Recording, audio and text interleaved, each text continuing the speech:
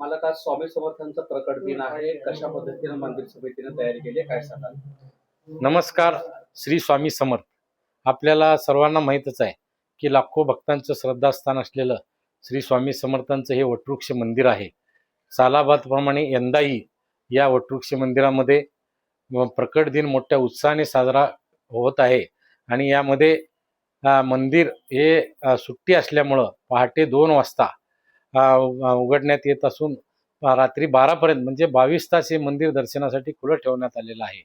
यामध्ये पाडव्याचा 19 मार्चचा दिवस असेल, 20 मार्चला प्रकट दिन असेल, तसेच 21 रोजी रमजान ईद आणि शनिवार असल्यामुळे ती सुट्टी आहे आणि 22ला रविवारची सुट्टी. अशा 4 सुट्टीच्या दिवशी हे मंदिर पहाटे 2 ते रात्री 12पर्यंत दर्शनासाठी खुलं करण्यात आलेलं आहे. तसेच नित्यनेमाने जे अभिषेक होतात सकाळी 7:30 ते 9:30 या वेळेमध्ये ते देखील बंद ठेवून या ठिकाणी जे भाविक अभिषेकाची पावती करतील त्यांना श्रीफळ व खडीसाखर प्रसाद तात्काळ देण्यात येईल. तसेच या ठिकाणी प्रकट दिनापासून ते पुण्यतिथी उत्सवापर्यंत या उत्सवाची सुरुवात असते आणि सुरुवात प्रभात फेरीने होते. ही प्रभात फेरी शहराच्या प्रमुख मार्गावरून पहाटे 4 वाजता मार्गस्थ होऊन 5 वाजता या ठिकाणी येत असते आणि 5 वाजता काकड आरतीने या फेरीची समाप्ती होत असते. या अखंड महिनाभर हा कार्यक्रम चाललेला असतो. पण या ठिकाणी सुट्टीचा दिवस, गर्दीचा दिवस वगळता या ठिकाणी जी फेरी आहे ती पहाटे 4 वाजता या ठिकाणी काकड आरती होऊन मार्गस्थ होईल आणि पुन्हा या ठिकाणी 5 वाजता येऊन फेरीची सांगता होईल. अशा पद्धतीने हे नियोजन करण्यात आलेलं आहे. तसेच मुख्य जो दिवस आहे, मुख्य दिवस म्हणजे प्रकट दिनाचा दिवस, त्या दिवशी पहाटेची काकड आरती 4 वाजता होईल. त्यानंतर प्रभात फेरी मार्गस्थ झालेली आहे. त्यानंतर आता दुपारी 10 ते 12 या वेळेमध्ये सत्संग महिला भजनी मंडळाच्या वतीने या ठिकाणी भजन गीते गायली जातील, पाळणा गीते गायली जातील आणि त्यानंतर बरोबर 11:45-12 वाजता फुलाची उधळण होऊन, गुलालाची उधळण होऊन महाराजांचा प्रकट दिन सोहळा या ठिकाणी संपन्न करण्यात येतो. तसेच या ठिकाणी सर्व येणाऱ्या स्वामी भक्तांची भोजन प्रसादाची देखील सोय देवस्थानच्या मैंदर्गी गाणगापूर रोडवरील भक्तनिवास येथील भोजन कक्षामध्ये करण्यात आलेली आहे. आणि भक्तांचं दर्शन कसं सुलभ होईल यासाठी देवस्थान समिती आणि सेवेकरी वर्ग, कर्मचारी वर्ग नेहमीच प्रयत्नशील असतो.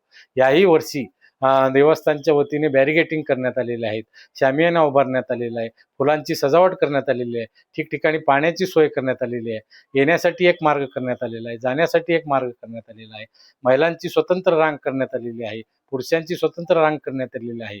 तरी या सेवा आणि उपक्रमाचा लाभ घेऊन स्वामींचं दर्शन घेऊन सर्व स्वामी भक्तांनी आपलं जीवन कृतार्थ करून घ्यावं.